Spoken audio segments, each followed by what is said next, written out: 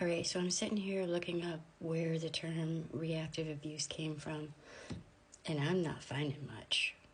I'm not finding much. I don't know who came up with it originally, and that's kind of bothering me. So I typed in a Google search, who created the term reactive abuse, okay? And it says the term reactive abuse isn't tied to one single creator like some clinical terms. This is an AI overview on Google. I don't like AI, but whatever. It's a popular description that evolved in self-help and online communities. Great. Stemming from psychological concepts of reactive aggression, but polarized by therapists like Natalie Kennedy and Dr. Ramani. I really like Dr. Ramani, but I do not like this term. Often discussing NPD to describe a pattern where abuse victims react defensively, often getting pulled into cycles that look like mutual abuse, which abusers then use to deny their original harm. A tactic sometimes called DARVO. Now that is DARVO. This also says that while Kennedy and Ramani are prominent, many experts now discuss it.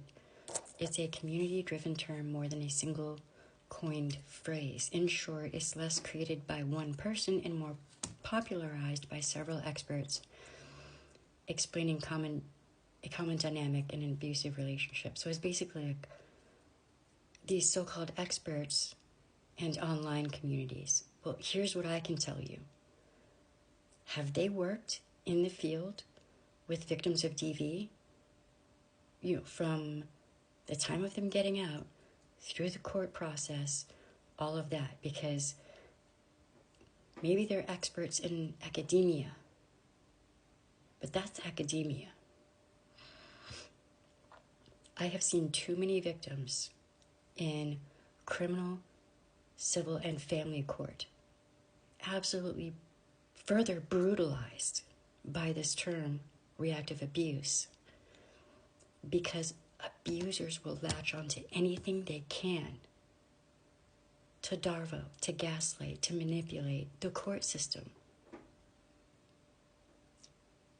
And they will especially do that if there are children involved, and that perpetrator is trying to use the children to harm the victim.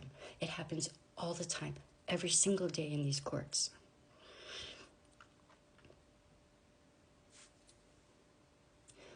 How do you expect a victim of DV to respond when they know they're in a life-threatening situation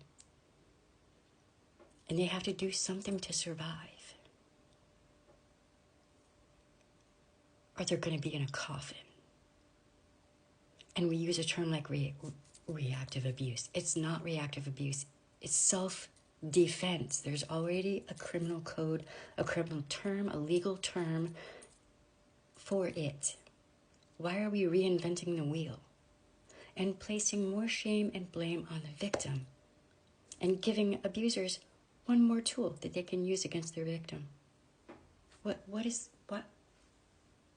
I want back to my other timeline. The real timeline that I'm from, I want back there. This is BS.